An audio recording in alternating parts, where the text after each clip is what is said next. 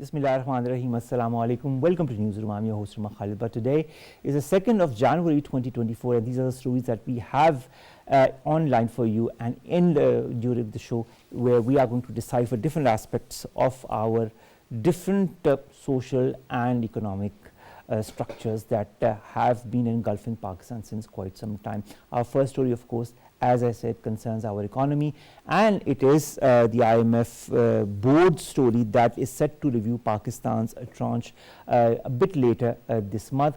We all know that Pakistan is awaiting its next tranche as far as this $3 billion US dollar agreement that was signed with the IMF, and the next tranche of around $700 million is still in the pipeline. It will all depend on the meeting of the IMF that will decide when and how to disperse these $700 million US dollars to Pakistan. How important is this relationship of Pakistan with the IMF? How much is that need that Pakistan has as far as lender organizations such as the IMF is concerned? Will this relationship continue for the next couple of years or decades? Or maybe in the next couple of years, Pakistan will be able to stand on its own and no longer require any funding. This is going to be our first segment, Pakistan's economic outlook in 2024 with regards to the IMF. Our second story, ladies and gentlemen, concerns the conflict between Palestine and Israel. The war has reached its 88th day. The number of casualties has surpassed 22,000, around 22,185. When I last checked, it must have increased even more since then. Around 57,035 have been injured in Gaza alone. In the West Bank, 207 Palestinians have been killed and 338 injured. And of course, the United Nations has been continuously talking about the plight of the people in Gaza and how they are in severe need of the basic necessities of life, like water, like food, like medicine, but that are not coming as much as they need to. Nevertheless, Pakistan has sent another tranche of aid for the Gazans that has reached Egypt, but let's see when and how that reaches the Palestinians. A lot of important developments as far as Israel is also concerned. There is some kind of rift between the US and Israel as well because of the way Israel is conducting its barbarities on Palestinians. This is something that US does not want. On the same time, there is also a rift within the Israeli government, and because of the Israeli Supreme Court and the Israeli government that are more or less a little bit at loggerheads. We'll be discussing that aspect as well in due time during the course of this story. Then we are going to talk about South Korea, where one of its leaders, the opposition Democratic Party leader Lee Jae-myung, has been stabbed in the neck and has been rushed to the hospital. This happened today, and this has also happened months ahead of a national parliamentary election. Not the first time this has happened in South Korea. There was something that happened last year as well, in fact 2 years back in 2022 as well, but it does create unrest as far as the political scenario or environment in South Korea is concerned. Finally, we're going to talk about the Japan earthquake, the 7.6 magnitude earthquake that has had struck Western Japan and had triggered tsunami warnings. At least 48 people are now confirmed dead following this major earthquake that struck at 4:10 p.m. local time yesterday at a depth of 10 kilometers northeast of Anamizu in Ishikawa Prefecture. These are the stories for today. We'll begin with Pakistan's economic outlook in 2024 and its relationship with the IMF. There is a new tranche of $700 million US dollars under the existing $3 billion standby arrangement with the IMF that is to be dispersed by the IMF, but this will be decided in one of the meetings that is going to happen on the 11th of January. It has been confirmed. There was a lot of speculation as to when this meeting will be held with the IMF, but now it has been posted on the IMF's website that meeting concerning Pakistan and the disbursement of the $700 million tranche will be held on the 11th. A lot of important points to discuss regarding Pakistan's relationship with the IMF. And without further ado, let's take you directly to our guest who is in the studios, Dr. Usman Chohan, a leading political economist and somebody who I feel extremely comfortable with discussing economy. Thank you very much, Usman, to have joined us. Usman, the IMF board is to review Pakistan's tranche on the 11th of January. Why are certain sections making deliberate speculations on the relationship of Pakistan with the IMF? I think that the root of the speculations is that they may have a vested interest of some sort. For example, you may have observed that the stock market is on highs. These sorts of things are based on sentiment, so if you can throw a wrench in that sentiment, you may gain from the opposite trade. But the IMF was intending to post this on their website. They do have a date now, January 11th. 700 million is on the line pursuant to their evaluation of their executive board of our performance, which, as you and I know, has been stellar. The government has done a very good job in terms of addressing the key requirements that the IMF wanted. Now, speaking of the IMF on its website has also talked about the economic projections for Pakistan, and it depicts a challenging outlook for the year 2024. What are the different factors that make that outlook challenging? Excellent question, because this is where the difference between what the State Bank is projecting and what the IMF projecting come to the fore. So the IMF is forecasting a contraction of minus 0.5%, whereas the State Bank has a positive GDP indicator. And I think the main difference that arises is on the presumptions of inflation. Inflation has been very high in emerging markets over the last 2.5 years. In Pakistan, the last figures approximate around 30%, less than that, of course, but above 25%. So now the question is this going to taper off globally? There are reasons for us as observers of the world to worry that the energy prices might be higher next year. For example, with the conflict that is happening in the Middle East and the routes that ships now have to take around the Horn of Africa, etc., those are concerns. But then at the same time, interest rates are likely to fall. And the US interest rates have been a big, you can say, parasite in terms of calculating the interest rates of every other country based on that. So it could go either way. But if the IMF suggests this, it must be because it assumes that inflation is going to be high, whereas the State Bank is projecting outwards and therefore is going to have a policy rate impact, is thinking that it's not going to be so bad. All right, Usman, there is also a lot of discussions on policies to strengthen macroeconomic stability in Pakistan. What are the factors that have been impeding macroeconomic stability in Pakistan, and what needs to be done in the fiscal year 2024 in order for Pakistan to come out of the little lull as far as its economy is concerned? Yes, well put. The little lull has been there, and we've witnessed it since 2022. Part of it is exogenous, global prices, conflicts, all of this creates uncertainty. The higher interest rates in the US meant that capital flew from countries like Pakistan or Egypt back to the United States. That's not likely to continue in my judgment, so that's a positive thing. But then there's endogenous things that we have to look at in terms of the macroeconomic stability that you mentioned. One is the budget deficit, and on the budget deficit side we look at revenue collection. The IMF had stipulated a target of 4.4 trillion. We attained it in excess, we beat that target by 40 billion. So that's a good sign. 43 billion to be exact. 43, exactly right. And that equates to about 1% of the target, which is a good thing that you beat. If you needed 100%, you got 101%. So that's a very good sign. Then there's the current account deficit, but again, energy prices and other things impact that. And we also need to start driving exports, which is something that you and I talk about frequently. So if you have these things put into place, I think that that puts in a sense of calm for the IMF, expecting us to achieve the minimum stability so that in the long run we don't need the IMF, and that's what they want to. Let's talk about the consumer price index this year as well. This is also something that the IMF is a bit concerned about because it is related to inflation, and there are different varying statements concerning inflation in Pakistan. How important is Pakistan to structure its economy around its consumer price index? This is an excellent question, because the key word you've put is structure. So for example, the way we have designed our cities, we require petrol, which is imported. But if we had public transport and other options, we wouldn't need that energy requirement. Similarly, the way we have chosen to heat things, or the way we choose to cook, or the way even the oil we use, all of these things have an import factor. So inflation is actually imported from other places. So if we redesign these as essences of our economy, we won't be so dependent on the mercurial vicissitudes of the global economy, because fundamentally Pakistan's outlook should be positive. The reason being is that you have a positive population growth rate, you're making important infrastructure investments, you're playing a careful role in a increasingly tense world. You were being prudent, we're not taking sides.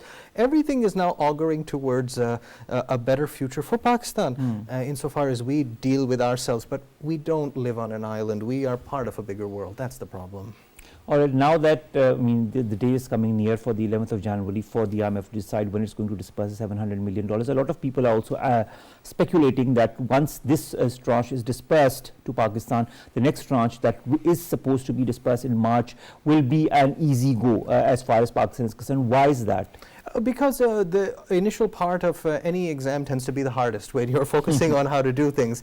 The initial part was this July to December portion, and there were tough decisions to be made, as you well know, and our Minister of Finance has been very sober about what needs to be done. So this is a very good sign. So that was the tough part of the exam. Now we're in the middle, and now the meeting is announced. I am confident that this tranche will be released because I don't see any reason why it wouldn't be. And that therefore the final thing is just a little swipe on the examination paper.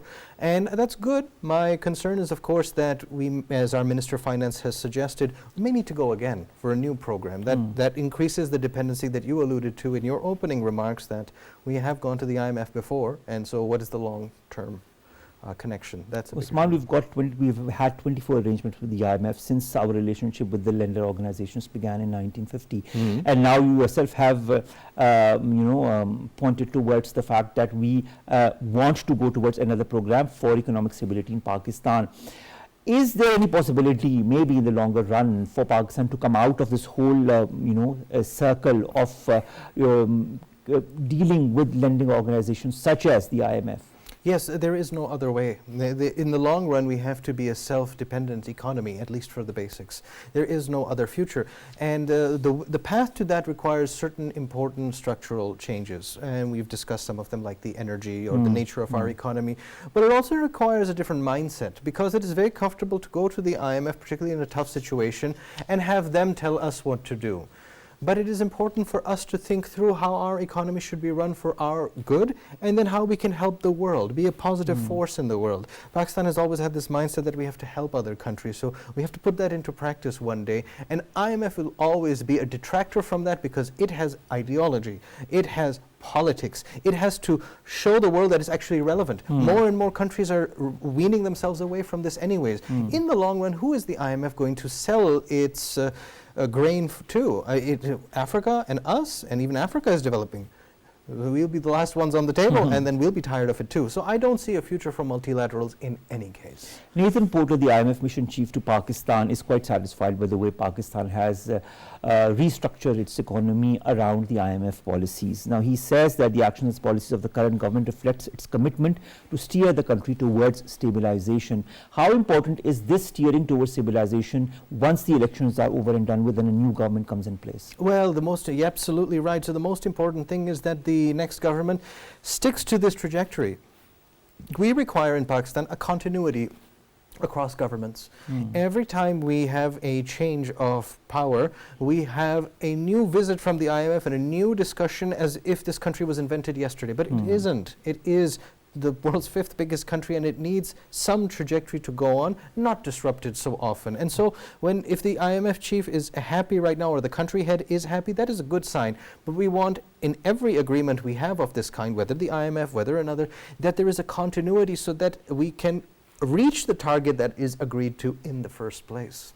Usman, you talk of targets. There are targets that the lending organizations, put into ask or request us to implement, but there are targets that our country also needs to do in order to stabilize itself economically. The fact is also that we've heard so many governments talk about Pakistan wanting to be an export-based economy. How can Pakistan achieve that and balance that out with the lending organizations? Yes, well, the first thing is actually not export, is to meet our own national demands. For example, we produce 25 million tons of wheat. That is a huge amount, but we are a huge country, so actually we end up importing food. So you have to make sure that your needs are addressed, and then you look for exports, because oftentimes we make difficult trade-offs. For example, in agriculture, and we're an agricultural producing country, we have to export to gain foreign revenues, but we also need those commodities at home. So I believe that you have to at least satiate local demand to maintain social cohesion, and then you export the surplus of that, and the surplus of that goes goes with large-scale investments, either irrigation, water management, climate resilience. Those types of things are the most important, not just for agriculture, but also for industry and also for services. So you have to have a more sustainable and sustainability-oriented mindset. I think this is the key here. Usman, the ongoing SBA is going to expire on the 14th of April this year. By that time, we'll have a new government in place. How many eyes are on Pakistan and its following of the policies as described or aligned by the IMF? All eyes are on us because even other countries that have engaged in bilateral assistance to us do expect fiscal discipline and for us to have a trajectory. The countries that have been most prominent in sharing our burden with us, standing shoulder to shoulder with us, include China, Gulf countries such as Qatar, the UAE, Saudi Arabia, Kuwait. These countries also believe that Pakistan should adhere to what it has agreed to with the IMF, and they want that as a cushion when they engage bilaterally. So Pakistan has to go from dependency relationships towards being mutually beneficial. We have to find ways that we can be helpful to China, we can be helpful to Kuwait, and so on. All right, Usman, you talk of physical discipline. I like the word physical discipline because I think discipline is something that we really need in our lives, in any sphere, whether it be fiscal or otherwise. Do you feel that in the coming months, Pakistan or Pakistan's government will have to deal with elements that are trying to destabilize Pakistan's economy with an iron fist? Absolutely, I do believe that, and I love how you put that, because you've seen the signs of this in the last few months where, for example, currency speculation was dealt with an iron fist, and the rupee is exactly where it was then, rather than continuing a downward trajectory. So you see how vested interests can have such a disproportionate impact. Your personal rupee or dollar holdings were impacted by those speculators sitting there. The same can happen with the stock market, the same can happen with key industries. So iron fist is good as long as it is just and it's in the national interest. You don't want to replace one vested interest with another, and that's of course what we wouldn't want. We want to create public value for the public at large, which encompasses our people and not illegal migrants or not overseas companies that aren't dealing in a fair manner, or other agents. Or the holders for that aspect. Or the holders, which create a big problem, absolutely. So discipline is a key principle, and it's one of the three of Pakistan's foundation. Another important aspect is also the ease of doing business that we've discussed many times in the past as well. The role of the SIFC, I feel, is very paramount as far as that is concerned. Do you feel the SIFC will continue to play an important role, and this will go in Pakistan's favor as far as its relation with the IMF, the World Bank, or other lending organizations is concerned? Yes, it might. It might, because we need some vehicle that gets us to achieving the ease of doing business targets. The SIFC may be that, but if for that to happen, then it has to work in conjunction with everything we have. You see, we have a very large government architecture, which people in general are not aware of. Even you and I don't know the full scope of it. Perhaps nobody does. So you have to have all of government on one page. Now, is the IFC the key to that? Perhaps, but then all the other ministries, departments, and things that have been created over 75 years have to be on the same page, and you may note that there are some, we may notice that there might be some redundancies. So having an efficient, tightly run ship in government is also important, because when we talk about revenue collection, that's just one side of the equation. We also have the expenditure side, and to achieve fiscal discipline, you don't just have to squeeze the revenue side, because that's squeezing you and me, essentially. Salaried people. You certainly have to look at the expenditure side. Why are we doing it, and how are we doing it? This is where performance audit matters a lot, for us to check what is being done, because it's one thing to do things right, but it's one thing to do the right things, and we have to make sure we are doing the right things in the right way. I mean, it's a very thin line, but the fact remains that we need to remain at the right side of that line in order to not only appease our own people, but also stabilize our country and strengthen the relationship with lending organizations such as the IMF, because we've had a very long-standing relationship with it since 1950. This said, what do you feel, how important is the role of the captain of the ship as far as Pakistan's economy is concerned, which means the Minister of Finance? I really applaud, I want to on the record applaud Dr. Shamshad for the way she has handled Pakistan's economy during the caretaker government. How important will it be that her successor, male or female, be as competent as she has been? Yes, I share your perspective and your sentiments towards her, because she has maintained a sobriety. She manifests in her body language a sense of exhaustion at the task, but she still does it. And this is very admirable, because her task isn't easy.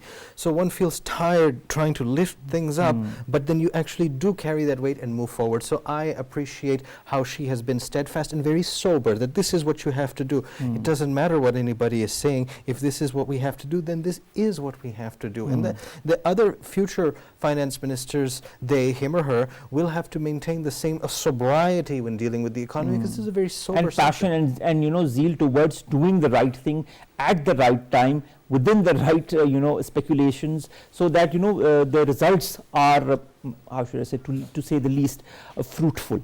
Yes. Putting that into perspective, how do you feel Pakistan is going to move forward? What are the impediments that you feel Pakistan currently has, locally, regionally and internationally? And how do you feel Pakistan can steer out of it in a manner that could be beneficial for everyone? Yes, it isn't an easy task for any country. So Pakistan is not unique in its problems. I see this everywhere, because that is my job, to observe the global economy. And so the fact that we have such a competent finance minister, a competent team beneath her, as well as other institutions taking things seriously, is a huge plus. The sorts of things that they have indicated, they sort of gravitate around the idea of reviving the economy. And the sorts of things that they have enunciated mean that they see the problem as it stands, and they want to jumpstart it. And I totally agree with the sorts of things that they have prioritized. Things that our government cares about are long-term in nature now, which I think is a huge plus.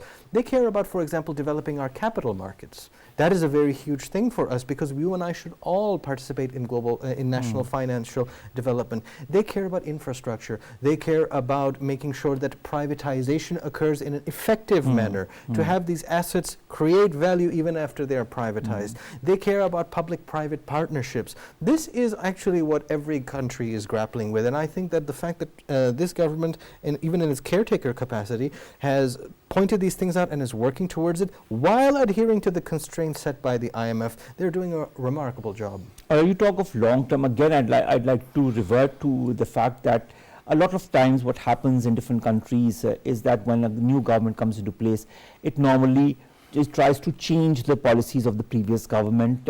Whether it's to its detriment or not is another question altogether. But when you talk long term, how important is that long term continuity of economic policies by the successive governments important for Pakistan? Absolutely. So I think that there's two factors to that. There's the carrot and the stick.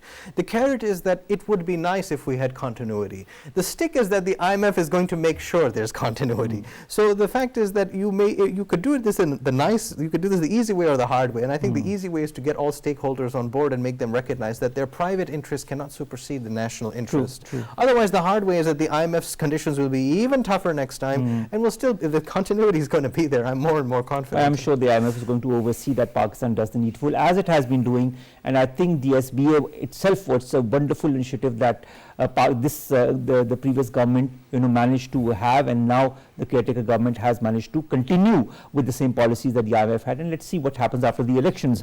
Nevertheless, we are all waiting for the 11th of January and what the outcome of that will be. But I think in my point of view, is going to be positive. Your last comment on it, how optimistic are you of the tranche coming to Pakistan in the month of January alone? My final comment would be that I'm extremely optimistic, because as we said, the exam has 3 parts, and the first part was the hardest, and we've gone through that and done that with flying colors, got 101%. Now the second part is formality, and the third part will be a formality as well. All right, thank you very much, Dr. Usman Chohan, political economist, who have joined us in the studio and talk about the IMF-Pakistan relationship, and of course, all eyes on the 11th of January, where the meeting of the IMF is going to happen regarding Pakistan's next tranche of $700 million for under the SPE, of course, and then there is one more tranche that is going to be dispersed. Thank you so very much, Usman, to have joined us. Let's come to our second story, ladies and gentlemen, that concerns the conflict between Palestine and Israel. We have entered the 80th day as far as that is concerned. The number of casualties also has increased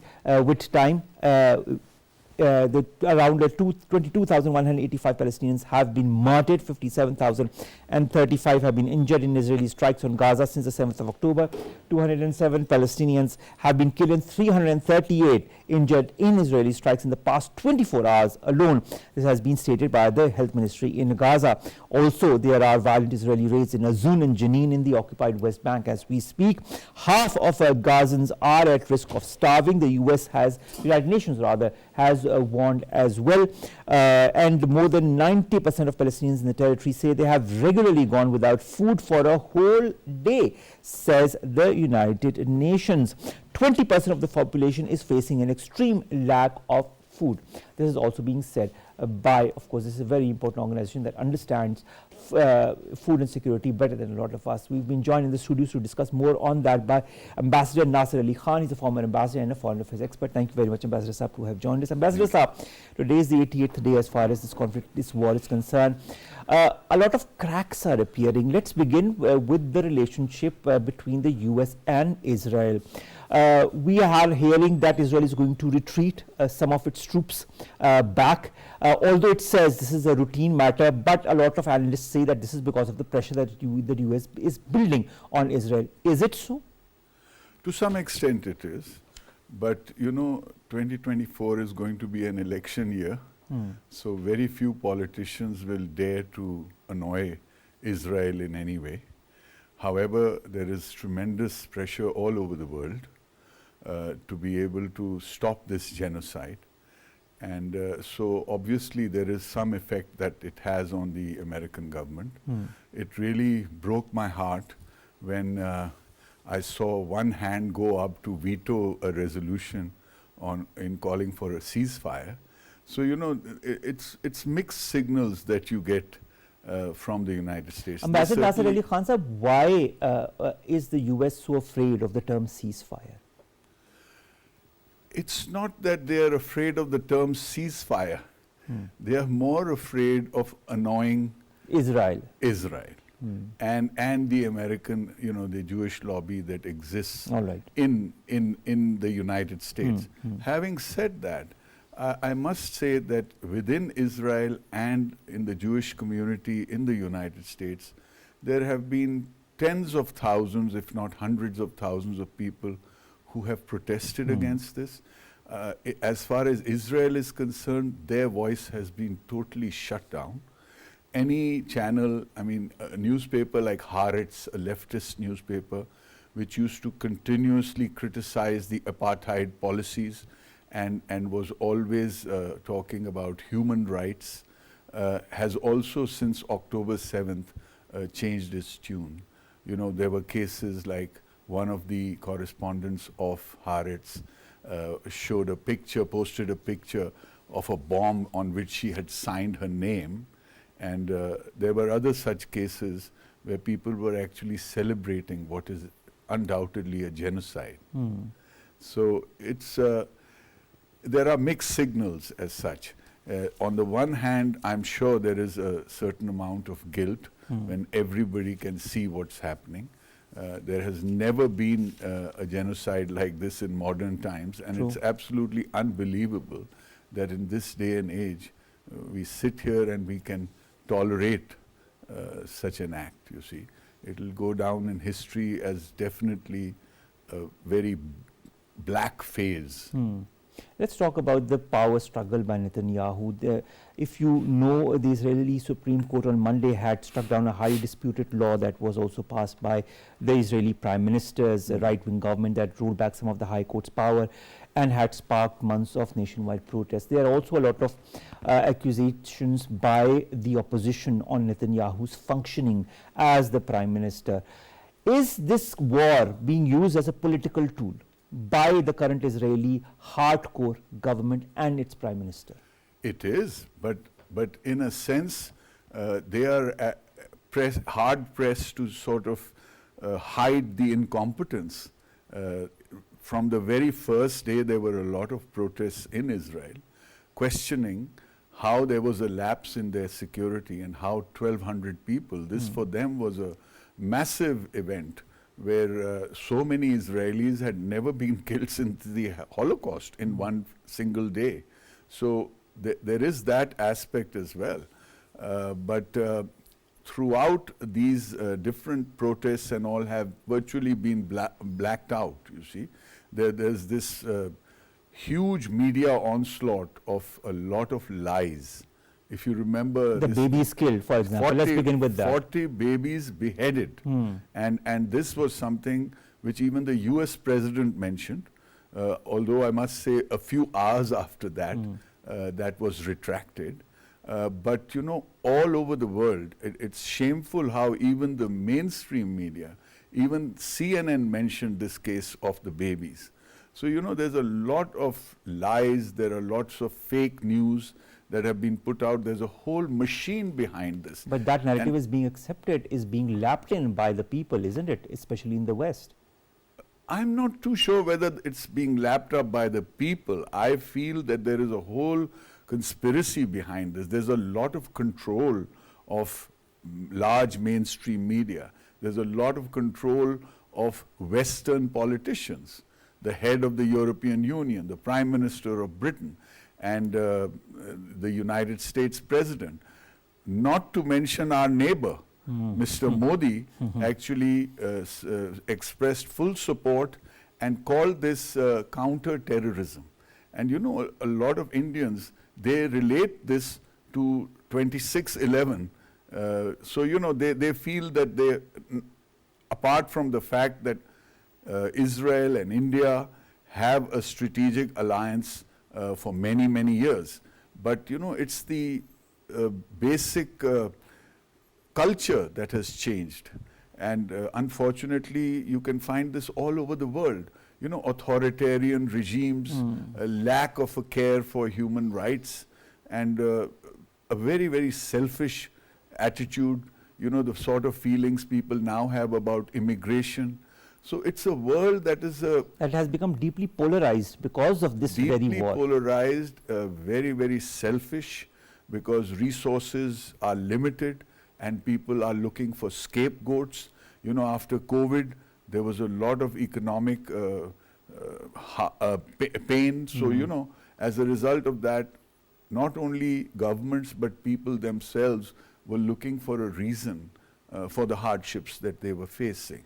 That is so true. Now, Nasir Saab, Rear Admiral Daniel Hagari, who is the Israeli military spokesperson, says he expects warfare throughout 2024. And because he was being asked as to why these troops are being called back, and does that mean that Israel is also scaling back its war in Palestine, and this was his response. If this continues throughout 2024, as he has said, as Netanyahu has also said, what is the fate of the Palestinians then? Well, the fate, only God can decide, Allah can decide what the fate is. But the basic purpose, there are several theories. You must have read that, you know, there is this plan to build another canal which will compete with the Suez Canal, or that there are a lot of oil that has been found off the coast of Gaza. Or the access to warm waters. But nevertheless, whether these are true or not, the fact is their attempt is to clear Gaza of all Palestinians. And they are hoping that at the end of this, they can compel some country, most likely Egypt, to accept these 2.5 million people as refugees, and they are able to then occupy that. But that is a huge question mark, isn't it, Ambassador Saab, whether Egypt will actually accept these people. It has its own issues, internal and otherwise, and I don't think it is going to accept it as openly and as, for example, Pakistan accepted the Afghan immigrants after the 70s. No, because you see, for the last 16 years, there has been a siege in Gaza, okay? I think I heard you mention that things like malnutrition, lack of food and all that. That is the United Nations that is saying. This is a severe crisis that is going on for the last 16 years. But Egypt has played a major role in this. Egypt has a way out and a way in. So, you know, Rafah crossing. So what I'm trying to say is, in terms of world politics, if the government in Egypt requires international support, will it get it? then they might be compelled at the end of the day to accept something close to this. What I'm trying to say is, after all, they have been complicit in the siege of Gaza.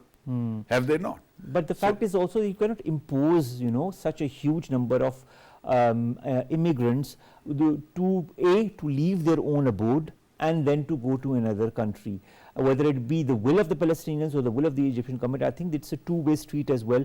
And it will all depend on whether the Palestinians really want to go to another country, and because most of them don't. I've talked to some of them. I've talked to the Palestinian ambassador in Pakistan as well, and he says that Palestinians want to die in their homeland. They will not go to any other country. What happens then? 2.2 million, 2.3 million will be killed by Israel, and the world will be just looking with their eyes open and their ears, listening to all the cries and hues of the children and the women? Yes, war is cruel business. In the First World War, on a petty issue, 60 million people died. Yes. In the purge in the Soviet Union, about 20 million people were killed. Even in China, millions were purged. So these things have been happening. But I simply cannot believe that in this day and age, when we are so well connected, the earth is such a small, tiny place, that we could tolerate something like this. Because now news travels faster than the speed of light today. True. And people are far more politically aware.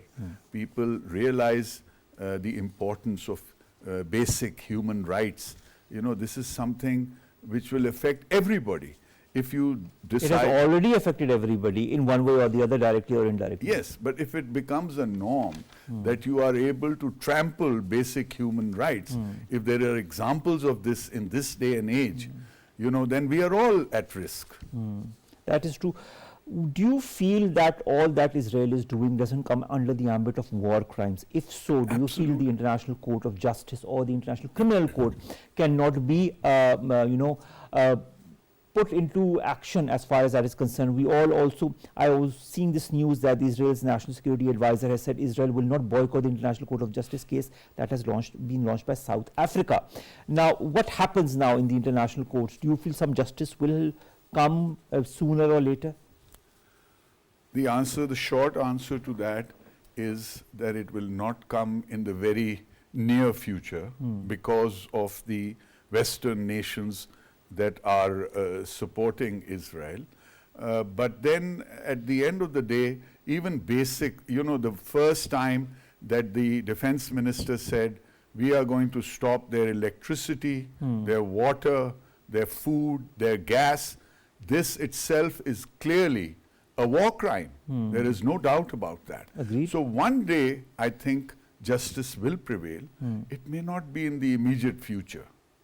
All right. The Tony Blair Institute for Global Change denies an Israeli news report claiming that Blair would take the lead in resettling refugees from Gaza in Arab and other countries. What's your take on this? True or false, this news that has been denied, of course? I'm not sure. I doubt if it is true. But, ever since the Iraq war, Tony Blair is hard-pressed to defend his own war crimes. So I'm not sure whether he would like to get involved in something like this. But I don't have any confirmation of this news. What happens to the escalation of the war that now is kind of reverberating in other countries as well? We are hearing of the escalation in Yemen, we are hearing of the escalation of war in other countries, the to and fro, the bombings and all. Will this conflict be relegated, or this war be relegated to Palestine, or will it go beyond? It is possible. Recently there have been attacks from the north of Israel, and as a result both Syria and Lebanon saw Israeli attacks on Hezbollah camps. The Houthis have attacked ships. They were trying to attack a commercial container ship. They were, the American ships tried to defend them. And very recently, an Iranian warship has entered the Red Sea. So, one little mistake can cause from any side. Can cause an escalation. But, all these people, they are whether they are the Houthis or the Hezbollah, they are not regular armies. True. When you talk about assistance to Israel, recently the demand was to give them $14 billion of additional aid. The Israelis get about $3 billion a year. They've been getting that for decades, you know. So when you are fighting another army, I can understand that.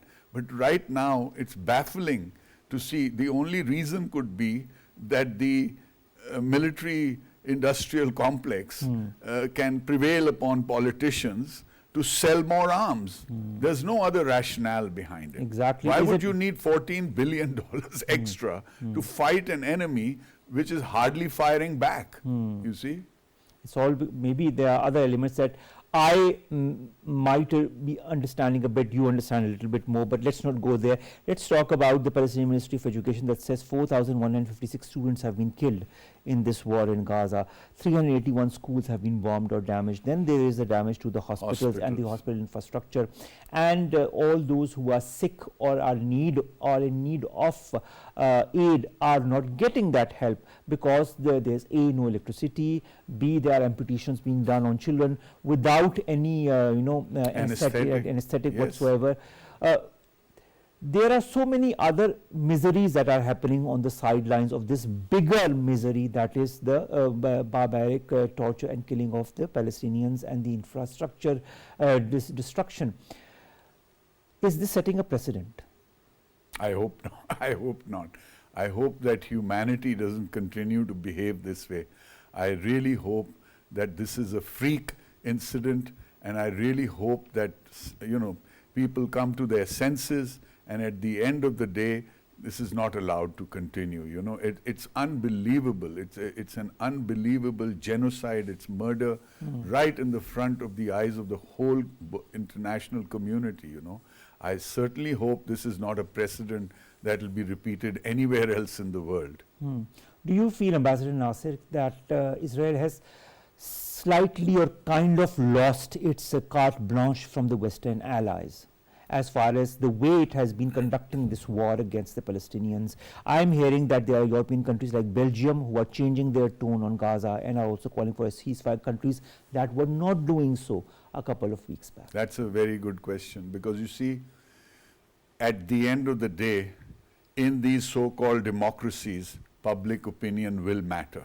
So in subsequent elections, people who have seen this and they have seen the conduct of their leaders will certainly react to it. So once that happens, they will be compelled to change their stance. You see, at the end of the day, if there are enough voters that say that we don't want to bring a leader into power who has no compassion whatsoever, who has no principles, who does not believe in basic human rights, and is being run by somebody else, you know, we don't want a leader like that. So at the end of the day, democracy itself will change the attitude of the leaders. All right, let's hope that attitude changes. Let's hope that a change comes sooner than later. Nobody wants to see, I mean, at least those who care for humanity want to see millions of Palestinians being butchered the way they are and their infrastructure completely destroyed and them being displaced from their own homes where they've been living since decades. I think this has been happening since the 1940s and it is continuing. But this episode, since the 7th of October, is of particular reference as far as brutalities go, and for a country or for a race that has itself been subjugated to torture post the Second World War.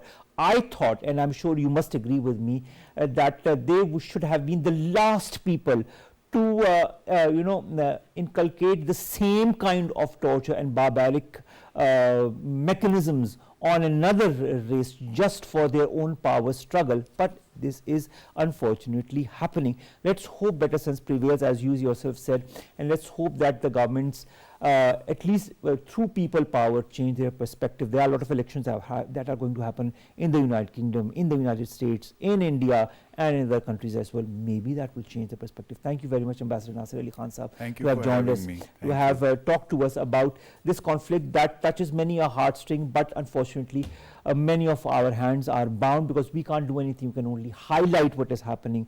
The important thing that needs to be done is by the Western countries and their allies to put pressure on Israel. Let's come to the last two stories, ladies and gentlemen, very quickly. First concerns South Korea. where there has been political violence that has marred, or let's put it that put a little bit of dent as far as the pre-election campaigns are concerned.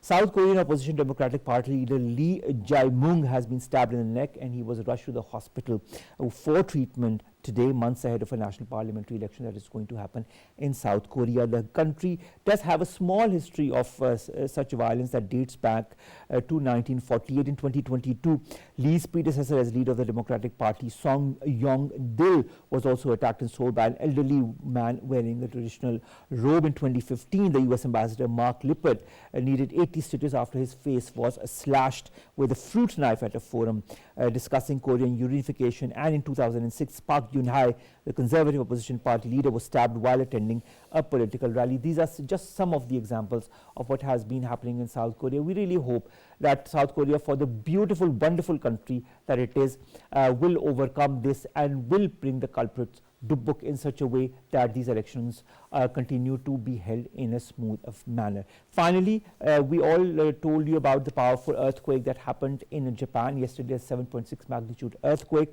Now, a series of earthquakes that have hit now Western Japan, the aftershocks were also in the hundreds, have left at least 48 people dead and damaged, thousands of buildings, vehicles and boats. Officials have warned that more quakes lie ahead. We all know that Japan is frequently hit by earthquakes because of its location along the Ring of Fire, that is an arc of volcanoes and fault lines in the Pacific Basin.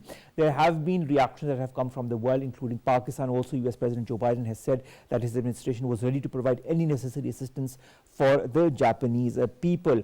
We in Pakistan also send our heartfelt condolences to the Japanese people for what they are going through as we speak, and of course the aftershocks that have not ended.